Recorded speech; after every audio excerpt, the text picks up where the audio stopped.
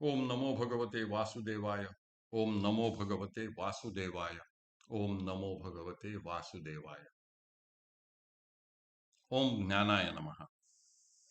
सार्थ ज्ञानेश्वरी दिवस 44। अध्याय दुसरा, सांख्ययोग। श्री गणेशाय नमः।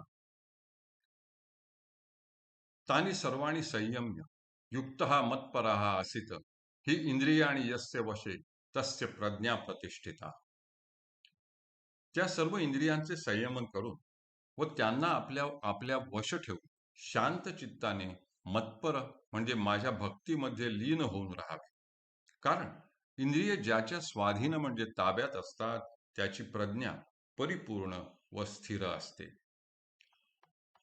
म्हणून या ऐके पार्था, याते निर्दळी जो सर्वथा सर्व विषयी आस्था सांडून या।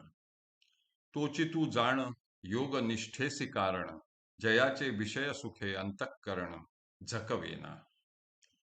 जो आत्मबोध युक्तू होऊनी असे सततू, जो माते हृदया आतू विसंवेना।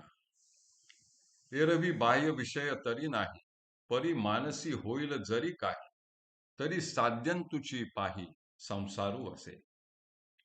जैसा का विषाचा लेशू, घेतलिया होय बहुवसू, मग निभ्रांत करी नाशू जीवितासी।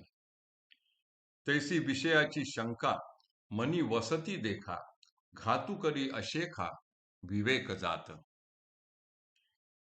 म्हणून पार्था ऐक, सर्व विषयांची आस्था सोडून जो इंद्रियांना सर्वथा स्वाधीन ठेवतो व ज्याचे अंतःकरण विषय सुखाने झकवेना म्हणजे भुलून जात नाही, तोच योगनिष्ठ होण्यास पात्र आहे असे जाण। कारण तो नेहमी आत्मबोधाने युक्त होऊन राहतो व माते म्हणजे मला हृदयातून कधी विसंबत म्हणजे विसरत नाही।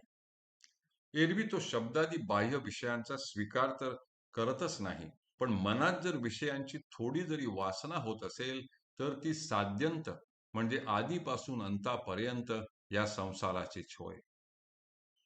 अल्पसे विष जरी प्राशन केले तरी ते बहुवसू म्हणजे संपूर्ण शरीरात पसरते आणि जीविताचा निभ्रांत म्हणजे निसंशय नाश करते। त्याप्रमाणे मनात विषयांची अल्पशी जरी वासना राहिली तरी ती अशेखा म्हणजे समस्त विचार विवेक बुद्धीचा घात करते।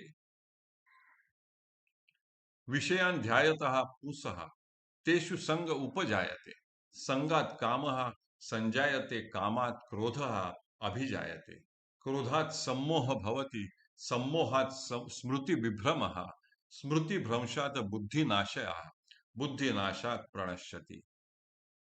विषयांचे सतत चिंतन करणाऱ्या पुरुषाची त्या विषयांशी संगत होते व त्यांच्याविषयी आसक्ती उत्पन्न होते। आसक्तीमुळे काम म्हणजे विषय प्राप्त करण्याची तीव्र इच्छा उत्पन्न होते। कामवासनेमुळे क्रोध निर्माण होतो आणि क्रोधामुळे सम्मोह म्हणजे अविवेक उत्पन्न होतो। कार्य व अकार्य व सत्कर्म व दुष्कर्म यांच्या विषयीच्या अविवेकामुळे स्मृती विभ्रम होतो म्हणजे शास्त्रादिकांच्या उपदेशांची आठवण नाहीशी होते। स्मृती भ्रंशामुळे बुद्धीचा नाश होतो आणि बुद्धिनाश झाल्यामुळे पुरुष कुठलाही पुरुषार्थ साध्य करण्यास समर्थ राहत नाही। जरी हृदयी विषय स्मरती तरी निस्संगाही आपजे संगती, संगे प्रकटे मूर्ती अभिलाषाची। जेथे कामू उपजला तेथ क्रोधू आधीची आला, क्रोधी असेच ठेविला सम्मोह जाणई। सम्मोहा जाली या व्यक्ती तरी नाशू पावे स्मृती, चंड वाते ज्योती आहत जैसी। का अस्तमानी निशी तैसा सूर्य तेजाते ग्रासी, तैसी दशा स्मृती भ्रंशी प्राणियासी।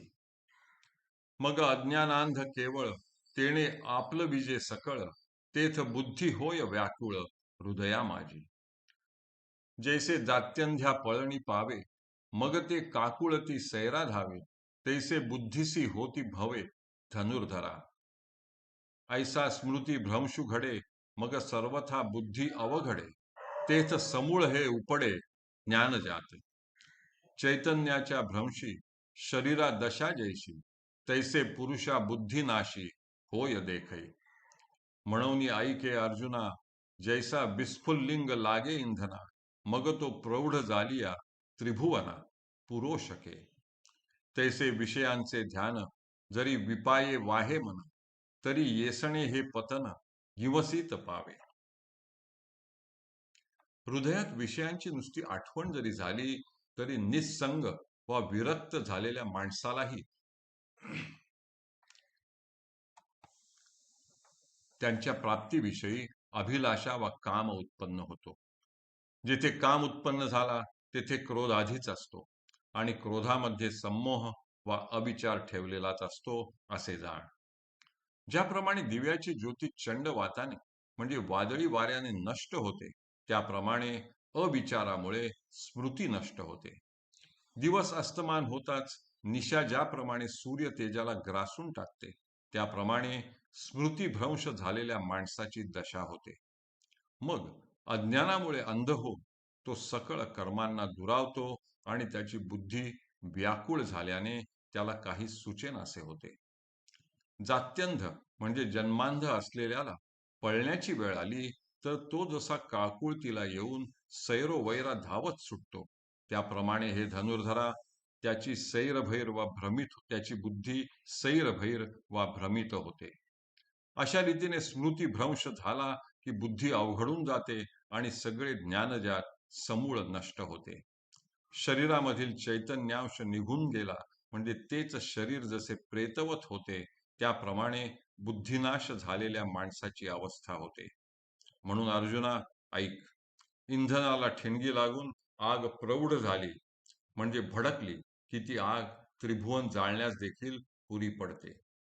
त्याप्रमाणे मनात विषयांचे यत्किंचितही जरी चिंतन झाले, तरी स्थितप्रज्ञाचे पतन होते आणि विषयांच्या सततच्या चिंतनाने बुद्धिनाश झालेल्याचा अधपात होतो. हरिः ओम, हरिः ओम, हरिः ओम.